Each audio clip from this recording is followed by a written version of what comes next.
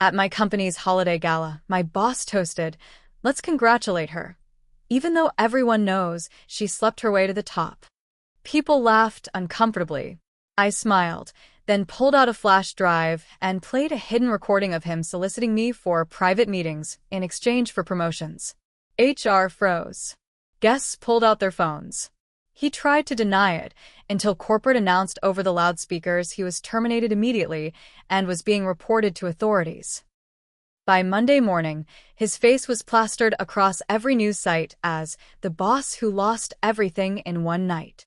I never used to believe in getting even. I figured life would take care of people who stepped on others. I was wrong. Life doesn't always step in. Sometimes you have to be the one who does. I'm from Columbus, Ohio. Been working for a decent-sized manufacturing company here for about 7 years now. I started young, 23, fresh out of a 2-year college program. I didn't have any family money, no fancy connections. Just me and my work ethic. At first, it was small stuff. Filing. Answering phones. Getting screamed at by angry customers over late deliveries. I didn't mind. I kept thinking, this is just the start. Everyone pays their dues. Then I met Brad Nichols. Brad had been there forever. If the walls could talk, they would tell you he got promoted because he was golf buddies with the founder's son. He wasn't smart. He wasn't a good leader. But he knew how to kiss the right asses and bully the right people. When Brad first started paying attention to me, I thought maybe it meant I was finally being noticed. I kept getting good reviews, even picked up a few small awards for perfect attendance and efficiency. I thought I was making my mark. I didn't realize I was being sized up for something else. It started like this. Weird smiles in the hallway. Standing a little too close. Finding excuses to chat when I stayed late finishing reports. Then came the comments. You clean up nice. I bet you're real popular outside of work. Some of these other girls could learn from you. It made my skin crawl. I figured if I just stayed polite but distant, he'd get the hint. He didn't. It escalated one night when a bunch of us had to stay late for inventory audits. Everyone else left around 9. I stayed because Brad asked me to double-check some numbers. I should have known better. It was just me and him, in the quiet, empty office. Fluorescent lights buzzing overhead. Me, squinting at spreadsheets. He came and leaned on my desk. I could fast-track you, you know. Skip you ahead of all the others. You just have to meet me halfway. I kept typing, pretending I didn't hear. He lowered his voice and said, Mentorship one-on-one. My place. No strings, just opportunity. I looked up then, straight at him, and all I felt was disgust. I packed up and left without a word. After that, everything changed. Brad became my shadow at work, picking apart my reports, giving me bad project assignments, hinting to other managers that I wasn't a team player. I nearly quit. God knows I wanted to. But then I thought, why should I leave? I earned my place here. He was the one abusing his power. So, I bought a tiny voice recorder shaped like a USB stick. Less than $40 online. Ohio is a one-party consent state. Totally legal. From then on, anytime Brad got close, I hit record. The recordings started stacking up. Him asking me out for mentoring dinners. Telling me I needed to show my loyalty. Suggesting after-hours training sessions at his condo. Every slimy word, saved. I backed it all up on 2 encrypted flash drives. One hidden in my purse. The other, taped under a drawer in my apartment. Months went by. He kept pushing. I kept recording. Then the company announced the holiday gala. They went all out. Rented a ballroom at the big Hyatt downtown. Full catered dinner, DJ, speeches. Open bar, which was a terrible idea considering half our executives couldn't handle their liquor. It was strongly encouraged that everyone attend. Translation: be there, or it's a black mark against you. I wore a navy blue dress I bought on clearance. Simple. Professional. I wasn't there to impress anybody. I made a decision that night. If Brad crossed a line in front of people, I was done hiding. I had already cleared it with the AV guys. Told them I might have a special file to show if there was an issue during the presentation. They were chill college kids, hired for the event. They didn't ask questions. The night started off normal. People drinking, laughing too loud. Cheesy DJ music. I sat at my department's table, mostly picking at my food and sipping my wine. Then Brad got up to make his speech. Slurring slightly, of course. He made the usual jokes. Thanked the team. Shouted out a few favorites. Then he got that look, that drunken smirk he wore when he thought he was clever. He raised his glass and said, "And let's all give a round of applause to my name, who's clearly figured out how to get ahead, even if we all know it wasn't just hard work, if you know what I mean." The room went so quiet you could hear forks hitting plates. Some people laughed. That awkward, miserable laugh you do when you don't want to get involved but don't know what else to do. I smiled, walked up to the AV table, pulled out the flash drive, plugged it in. The recording played through the ballroom speakers. Loud, clear. Brad's voice, sleazy and unmistakable.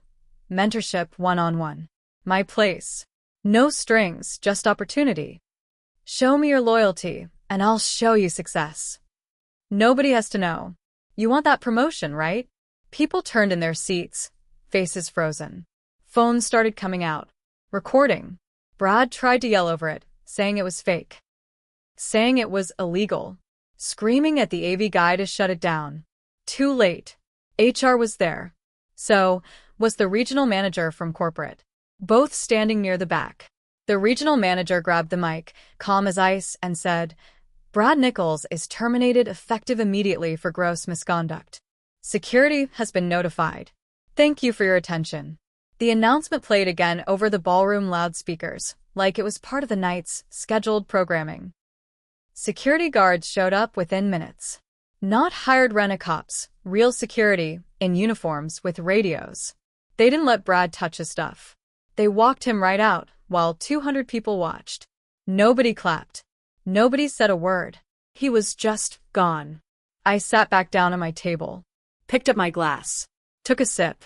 People started murmuring again, then clapping. For me. I didn't cry. I didn't smile. I just sat there, soaking it in. The weekend after the gala felt like standing at the edge of a storm. At first, everything seemed calm. HR sent out a cold, formal email to all staff late Saturday night saying Brad Nichols was no longer employed. They gave no reason. They always do that, you know. They try to sweep it under the rug, pretend things just change. But there was no sweeping this one away. By Sunday afternoon, someone leaked the audio. A full 2-minute clip of Brad's slimy comments went viral on local Facebook groups and Reddit. My inbox blew up. Some people from work emailed saying they were proud of me. Others warned me to watch my back. I didn't know what they meant, not at first. Monday morning, I walked into the office and something felt off. People stopped talking when I walked by. Some avoided looking at me. Others gave me these little half nods like they didn't know whether to pity me or cheer me. By noon, it all made sense. Turns out, Brad still had friends in high places. One of them, Dave, the VP of operations, called me into his office. Shut the door behind me. Didn't even offer me a seat. He went straight into it. "You embarrass this company," he said, voice low and angry. "You could have gone to HR quietly. Instead, you turned a holiday event into a public spectacle." I just stared at him. He kept going. "You made corporate look negligent. You made us all look bad. Do you think that's how professionals handle problems?" I wanted to laugh. Or scream. Or both. Instead, I said, "I handled it the only way that guaranteed someone would listen." He leaned in, hands on his desk. "You're lucky we're not pressing charges for unauthorized recordings on company property." I didn't flinch. "Ohio is a one-party consent state," I said calmly. "Check with legal before you start throwing threats." His jaw clenched. "You're on thin ice," he said. "Don't make any more waves." I walked out without another word. By Tuesday, the whispers started. That I was dramatic. That I set Brad up. That I was out for attention. Brad's old buddies were poisoning the air. Small things started happening. My projects got reassigned without explanation.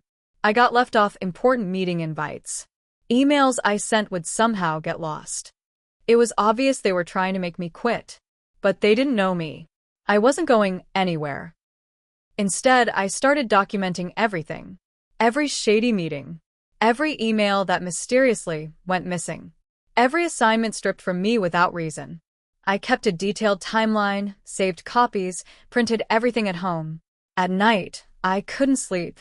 I kept thinking about Brad, about how close he came to ruining me, and how even after being fired, his stink still hung over everything. The company wanted to survive the scandal. They didn't care about doing the right thing. They cared about saving their own asses. Fine. I could use that. One Friday afternoon, about 2 weeks after the gala, I got a call from a reporter from the Columbus Dispatch.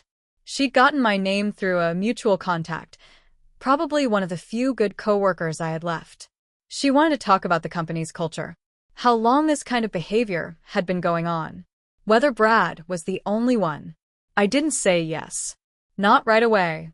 I thought about it for 3 days. Then I realized. They already branded me the troublemaker. They already made it clear my future at the company was limited. I had 2 choices: go quietly or go loudly. He shows loud. I met with the reporter off the record. Gave her everything. The recordings, the timeline of retaliation, the names of other women who had quietly left over the years after dealing with Brad and his cronies. She promised to protect my identity. She lied. 2 weeks later, the article dropped. Front page of the Sunday paper. Full spread online. Toxic culture at major Columbus manufacturer, a pattern of harassment and retaliation.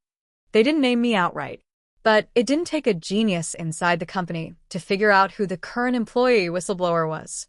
By Monday morning, my badge access didn't work.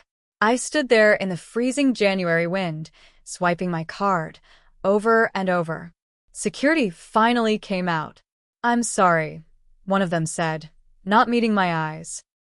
"You've been placed on administrative leave pending an internal investigation." No notice. No warning. Just like that. It was supposed to scare me. Humiliate me.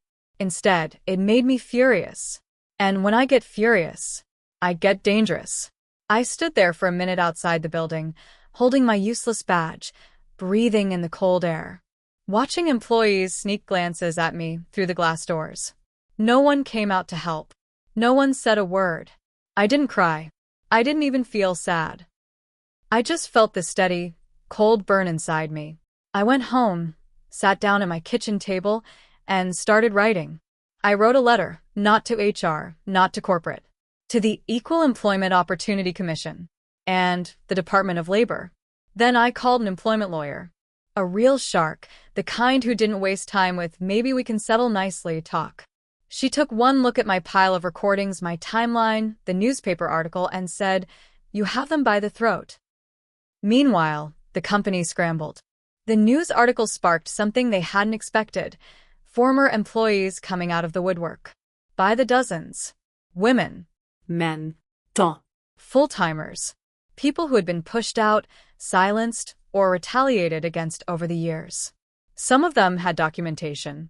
Emails. Old HR complaints that went missing, but they had printed copies. Turns out, Brad Nichols was just the beginning. The company wasn't just facing bad press now. They were facing a class action lawsuit. I wasn't alone anymore. We formed a group, a private chat, then formal meetings. My lawyer helped coordinate with others who had their own legal teams. It grew faster than anyone expected. At the same time, inside the company, the knives were still out for me. People who used to be friendly were now hostile. Managers sent snarky emails about following proper channels and loyalty to the brand. HR offered me a generous severance package if I signed a non-disclosure agreement. I didn't even read it. I threw it straight in the trash. I wasn't going to be bought off for a few months' pay. Corporate tried to spin the story publicly, saying they were launching an internal review and taking employee concerns seriously. Privately, they were begging to make it go away before it hit national media. They were too late. A bigger news outlet, a national one, picked up the story. They contacted our group. They wanted interviews. Anonymous, if needed. They wanted details. The morning the news broke nationwide, it was like watching a building collapse in slow motion. Stock prices dropped. Clients started pulling contracts. Recruiters stopped posting new job listings for them. People started resigning, real high-up people. VPs, senior managers. Some retired early. Some just disappeared overnight. Dave, the VP who threatened me? Gone. Forced resignation under mutual agreement. The president of the company? Under investigation for negligence. By then, I wasn't even trying to save my job. I didn't want it anymore. I wanted the whole rotten structure to burn. And it was. They called me into one final meeting at a neutral location, some sad conference room in a Holiday Inn near the airport. HR, legal. Two stone-faced men in suits. They slid a folder across the table. Another NDA. A bigger check this time. 6 figures. All I had to do was sign. Promise never to speak about any of it again. Walk away quietly. I pushed the folder back across the table. I'll see you in court, I said. Their faces stone. They knew they had lost. The lawsuits dragged out for months. I didn't go back to the office. They kept me on paid administrative leave just so they could control the optics, but everyone knew I wasn't really part of the company anymore. I didn't care. I stayed quiet, stayed patient. Meanwhile, our class action suit picked up speed. The EEOC launched a formal investigation. So did the Department of Labor. Subpoenas started flying. HR records they thought were lost showed up. Emails Brad had sent to other women surfaced. Emails Dave had sent. Even emails from the president, where he joked about keeping the girls happy. It was sick. It was bigger than I ever thought. This wasn't just about Brad anymore. This was about a whole culture built on fear and silence. And now, every ugly piece of it was coming out into the open. The company's board of directors panicked. They tried firing more top people. Tried rebranding. New logo. New slogans. It didn't work. Nobody trusted them anymore. A huge federal lawsuit followed. Another group of former employees joined a separate suit for wrongful termination, discrimination, and retaliation. The final nail? One of the women Brad harassed, someone who had left years earlier, filed criminal charges against him. Her case had enough evidence to stick. He was arrested. The mugshot hit the news. There he was, red-faced, disheveled, handcuffed. The same man who toasted my success in front of 200 people. Now a registered sex offender. Facing jail time. His wife finalized the divorce. Took everything. The house, the retirement savings, even custody of their dog. His kids publicly cut ties with him. His own brother, the one he crashed with after losing his job, kicked him out. He moved into a motel near the airport. Word got out that he tried applying for jobs at fast food places, and even they rejected him after Googling his name. I heard from a friend he started drinking heavy. Got a DUI. Another mugshot. Another news story. Meanwhile, inside the company, more and more people resigned. Eventually, the company declared bankruptcy. They tried to blame it on the economy. Everyone knew better. They lost government contracts, private clients, major suppliers. Nobody wanted to be tied to a scandal-ridden dumpster fire. Their brand name, their reputation dead. Gone. Buried. And me? I didn't come out untouched. Let's be real. The news stories didn't name me, but people figured it out. Some called me brave. Some called me a snitch. Some old friends dropped off without a word. Even some family members said I should have just found a new job instead of causing trouble. I had bad days. Days when I doubted myself. Days when the loneliness hit harder than any lawsuit win ever could. But then I'd open my inbox and find a message from a woman I didn't even know, thanking me, saying because of the noise we made, her company started mandatory harassment training, saying she felt a little less crazy for the way she had been treated. Or I get a call from someone who is part of our lawsuit group, crying, saying they finally felt seen. And on those days, I knew it was worth it. I used part of the settlement money because, yes, we won a huge settlement, to start over somewhere else. New job. New city. Somewhere quieter. Somewhere no one knew my name yet. But I kept one thing from the old life, the flash drive.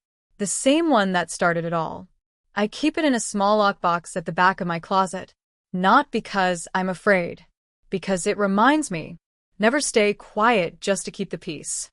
Some things deserve to be burned to the ground. And sometimes, if you're lucky, you get to light the match yourself.